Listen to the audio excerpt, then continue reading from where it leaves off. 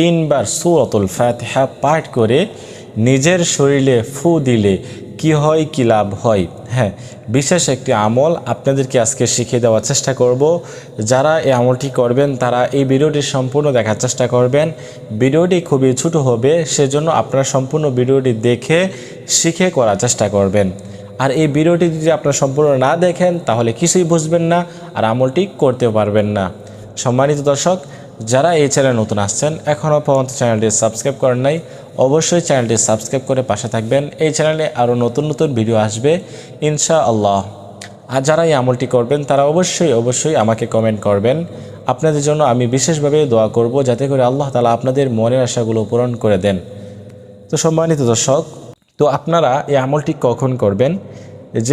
যে কোনো সময় করতে পারবেন, তবে আপনাকে শর্ত হচ্ছে যে আপনি পবিত্র অবস্থায় এই আমলটি করার চেষ্টা করবেন।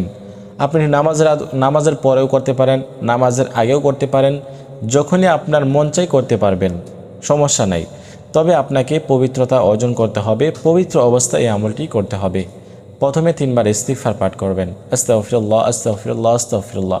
তারপরে 3 বার দুরূদ শরীফ পাঠ করবেন, যে দুরূদ শরীফ আমরা নামাজের মধ্যে পড়ে থাকি, দুরূদে ইব্রাহিম। আল্লাহুম্মা সাল্লি আলা মুহাম্মাদ ওয়া আলা আলি মুহাম্মাদ কামা সাল্লাইতা আলা ইব্রাহিম ওয়া আলা আলি ইব্রাহিম ইন্নাকা হামিদুম মাজিদ। আল্লাহুম্মা বারিক আলা মুহাম্মাদ ওয়া আলা আলি মুহাম্মাদ কামা বারাকতা আলা ইব্রাহিম ওয়া আলা আলি ইব্রাহিম ইন্নাকা হামিদুম মাজিদ। সহি শুদ্ধভাবে দুরূদ শরীফ 3 বার পাঠ করবেন। যারা এই দুরূদ শরীফ পারেন না তারা শুধুমাত্র সাল্লাল্লাহু আলাইহি ওয়াসাল্লাম কয়েকবার পাঠ করে নেবেন, সাল্লাল্লাহু আলাইহি ওয়াসাল্লাম সাল্লাল্লাহু আলাইহি ওয়াসাল্লাম। তারপরে আপনাদের কাজ হচ্ছে সূরাতুল ফাতিহা সহি শুদ্ধভাবে 3 বার তেলাওয়াত করবেন। কতবার? 3 বার।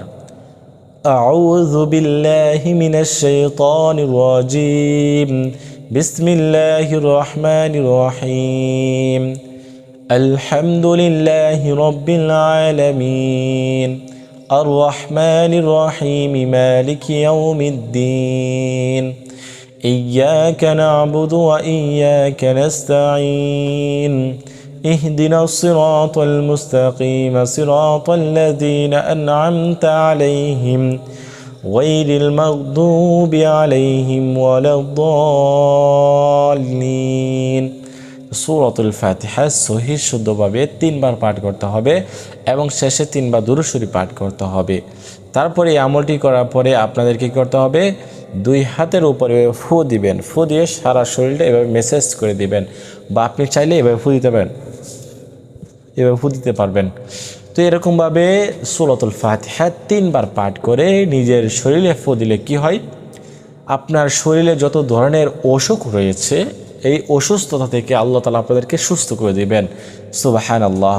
তারপরে হচ্ছে আপনার শরীরে যদি কোনো ধরনের ব্যথা থাকে, পেট ব্যথা থেকে শুরু করে শরীর ব্যথা, শরীরে মানে কোনো কিছুই ভালো লাগে না, দাঁড়াইতে ভালো লাগে না, বসতে ভালো লাগে না, ঘুমাইতে ভালো লাগে না, শরীর খালি ছটফট করে, তো আপনারা এই আমলটি করেন, ইনশাআল্লাহ আল্লাহ তাআলার রহমতে আল্লাহ তাআলা আপনাদেরকে সুস্থ করে দিবেন, ভালো করে দিবেন। সকল ধরনের রোগ থেকে আল্লাহ তাআলা আপনাদেরকে শেফা দান করবেন। তো এই সূরার মাধ্যমে কিন্তু অসংখ্য লাভ রয়েছে, ফজিলত রয়েছে। এর মধ্যে এটি হচ্ছে একটি বিশেষ একটি ফজিলত, আপনারা করার চেষ্টা করবেন। আর কে কোথা থেকে এই ভিডিওটি সম্পূর্ণ দেখছেন আপনারা অবশ্যই কমেন্ট করবেন। তো আজকের মতো এই পর্যন্তই, আল্লাহ হাফেজ।